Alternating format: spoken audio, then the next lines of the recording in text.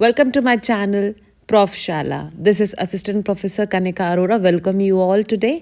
और आज हम इंग्लिश को बहुत ही इजी वे में सीखेंगे. एक कहानी के द्वारा हम अंग्रेज़ी बोलना सीखेंगे, अंग्रेज़ी की प्रैक्टिस करना सीखेंगे.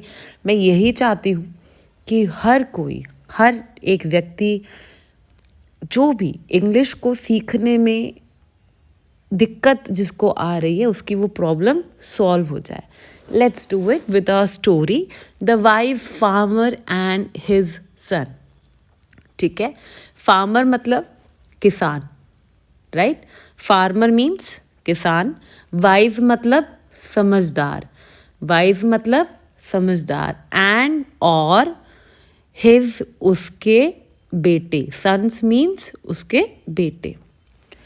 वंस अपॉन अ टाइम, आप देखिएगा वंस अपॉन अ टाइम आप काफ़ी सारी स्टोरीज़ पढ़ते होंगे, तो कभी ये जनरली हमेशा स्टोरीज़ के स्टार्टिंग आप देखेंगे वंस अपॉन अ टाइम से स्टार्ट होता है. एक बार की बात है. There was an old farmer. एक ओल्ड फार्मर था, मीन्स एक बूढ़ा किसान था जिसके 3 बेटे थे. Who had 3 sons. अब देखिए यहाँ पर हु हैड थे ना, यहाँ पे हैज़ नहीं है, हैज़ प्रेजेंट टेंस हुआ. हैव यहाँ पे प्लूरल के साथ लगेगा, हैज़ सिंगुलर के साथ लगेगा, राइट? ये भी आप एक प्रेजेंट टेंस में प्रैक्टिस किया जाता है. मेरी बाकी की प्लेलिस्ट में ग्रामर का कंपोजिशन पे जाके एक बार ज़रूर वहाँ पर देखिएगा. तो हु हैड 3 सन्स, जिसके 3 बेटे थे. The son always fought with each other. The sons बेटे हमेशा, ऑलवेज मीन्स हमेशा. Fought is the third form of fight. Fight मतलब लड़ाई. तो वो तीनों बेटे हमेशा आपस में लड़ाई किया करते थे. विथ ईच अदर, एक दूसरे के साथ लड़ाई किया करते थे. ओवर मतलब ओवर स्मॉल थिंग्स. किन बातों पे? छोटी छोटी बातों पे, स्मॉल थिंग्स. स्मॉल मतलब छोटे, थिंग्स मतलब वही मैटर कह लो, चीज़ें कह लो, things, over small things. And never work together, और कभी भी नहीं.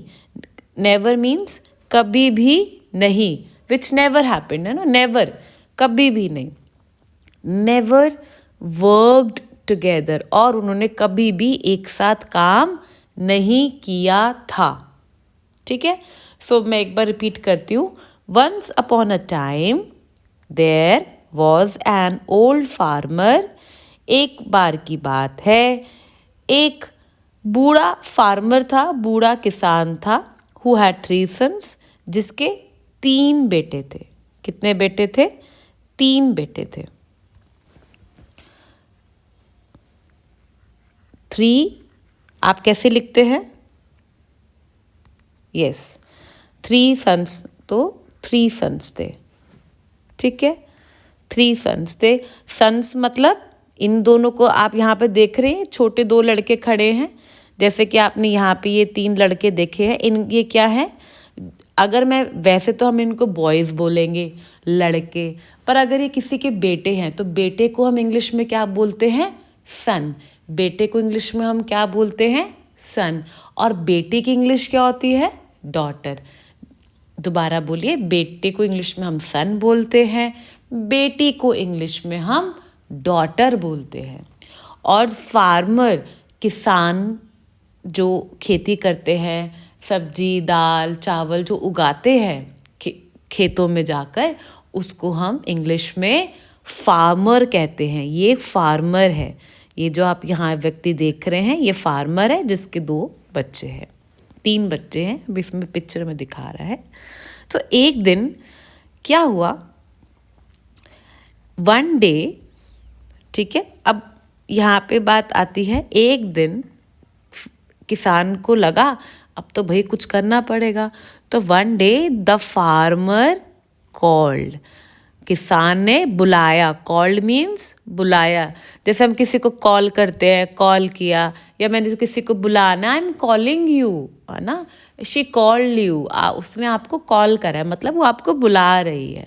So one day the farmer called them. तीनों को बुलाया. एंड और गेव देम अ बंडल. उनको एक बंडल दिया ऑफ स्टिक्स। स्टिक्स क्या, लकड़ियों का एक बंडल दिया, है ना। बंडल क्या, आपने एक साथ, आपने पिक्चर में देखा, देखिए फार्मर के हाथ में है ये, है ना, आप देख सकते हैं ना कि फार्मर के हाथ में लकड़ियों का क्या है, एक बंडल है। उसने फिर नेक्स्ट हम पढ़ेंगे, he asked each son to break the bundle. ठीक है, फार्मर ने बोला, ही आस्क्ड मतलब उन्होंने अपने हर एक बेटे को, ईच सन, यहाँ पे गौर करिएगा, ईच मतलब हर एक, ईच मतलब हर एक, ही चूँकि ये मेल है ना, तो हम पुरुष के लिए ही यूज़ करते हैं, और स्त्रीलिंग के लिए, हम स्त्री के लिए, फेमिनाइन के लिए हम शी यूज़ करते हैं। ठीक है, तो चूँकि ये प्रोनाउन है ना, विशेषण, क्रिया, ये सब अगर आपने पढ़ा हो, तो सर्वनाम हम किस में यूज़ करते हैं, जब हम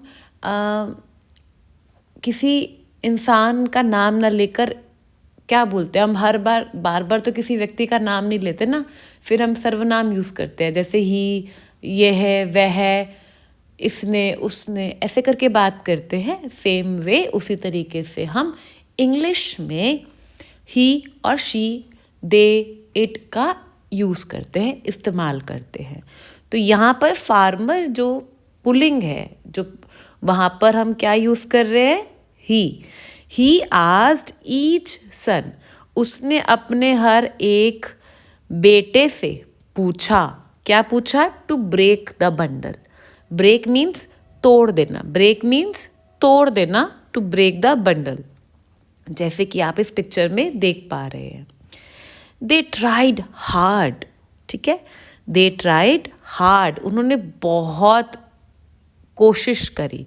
दे हम यूज़ करेंगे सर्वनाम अगेन, क्योंकि बहुत सारे हैं, प्लूरल है, ठीक है, ज़्यादा है, तो हम दे ट्राइड हार्ड, हार्ड मतलब बहुत मेहनत कष्टी उनकी लगी उस बंडल को तोड़ने में। एक एक बच्चे से पूछा, एक एक बेटे को बोला, एक एक बेटे ने ट्राई किया उस बंडल को तोड़ने में, तो बड़ी दिक्कत हुई उस पूरे बंडल को तोड़ने में। But none of them could break it. चलिए इसको हम थोड़ा सा और ब्रेक करके पढ़ते हैं। पर, बट मीन्स पर, नन मतलब कोई भी नहीं, उनमें से कोई भी नहीं, नन ऑफ देम मतलब उन जिन लड़कों की बात हो रही, जिन 3 लड़कों की बात हो रही है, उन तीनों में से कोई भी नहीं तोड़ पाया। पास्ट में मतलब कुड, ठीक है, none of them could break it, कोई भी। अच्छा, यहाँ पर जनरली जिन लोगों को इंग्लिश बेसिक लेवल पर भी आती है, वो भी क्या लिखते हैं, but none of them could not break it. Could not एक बार दोबारा नो लगा देते हैं। भाई एक बार आपने नेगेटिव का यूज़ कर लिया तो आप बार बार नेगेटिव थोड़ा ना यूज़ करेंगे। आपने बोल दिया नन ऑफ देम, कोई भी नहीं, है ना, तो ठीक है, none of them could break it. अब आप बोलो none of them could not break it, गलत है ये सेंटेंस। तो none of them could break it, तीन उनमें से कोई भी नहीं उस बंडल को तोड़ पाया। फिर देन द फार्मर, तब किसान ने अनटाई कर दिया बंडल को and gave each son 1 stick. अब क्या किया फार्मर ने, जिसके 3 बेटे लड़ा करते थे आपस में, उसने क्या किया, अब उस बंडल को खोल दिया, अनटाई कर दिया। देखो टाई का मतलब होता है बांधना और अनटाई का मतलब होता है खोल देना, ठीक है। टाई का मीन्स बांधना और अनटाई का मतलब खोलना। The farmer untied the bundle, जो बंडल था उसको खोल दिया, and gave each son 1 stick, और हर एक लड़के को एक एक स्टिक दे दी। दिस टाइम, इस बार, they easily broke the sticks, they easily broke the sticks. अब क्या हुआ, जब इस बार जो वो तीनों लड़के थे, जब उनके हाथ में एक एक डंडा आया तो उन्होंने आराम से उसको तोड़ लिया। ईजिली ब्रोक मतलब ब्रेक की थर्ड फॉर्म, सेकंड फॉर्म भी और थर्ड फॉर्म भी दोनों में ब्रोक आता है। Sorry, I am sorry, break की second form of the verb broke, और आराम से उन्होंने तोड़ दिया। ठीक है, ब्रेक, ब्रोक, ब्रोकन। मैं आपको एक बार वर्ब की फॉर्म याद दिला देती हूँ। ब्रेक की ब्रेक, ब्रोक, ब्रोकन। इस बार उन सब लड़कों ने आराम से एक एक स्टिक को इजीली ब्रेक कर दिया। They this time they easily broke the sticks. उन्होंने डंडियों को तोड़ दिया। The farmer smiled and said, जो किसान था स्माइल्ड मुस्कुराया और कहा, सेड मतलब कहा, व्हेन यू आर अनटाइड, जब आप बंधे नहीं होते हो। ठीक है, अब यहाँ पर फार्मर कहता है व्हेन यू आर यूनाइटेड, जब आप एकता में होते हो, एकत्र होते हो। No one can break you, जब आप एकत्र होते हो, जब आप इकट्ठे होते हो तो आपको कोई नहीं तोड़ पाता। But if you are divided, अगर आप अलग अलग हो जाते हो तो anyone can defeat you. अब यहाँ देखिएगा, बट मतलब पर, यू बट इफ़ पर अगर, बट मीन्स पर, इफ़ मीन्स अगर, पर अगर तुम डिवाइडेड हो मतलब अलग अलग हो, भाग हो, है ना। जैसे हम मैथ्स में पढ़ते हैं ना, सम और डिवीजन, डिवाइड करो, है ना, तुम क्या कहते हैं, भाग करो, है ना। भाग मतलब बांट देना, भाग कर देना। अगर तुम डिवाइडेड होते हो तो एनीवन मतलब कोई भी तुमको हरा सकता है। Defeat means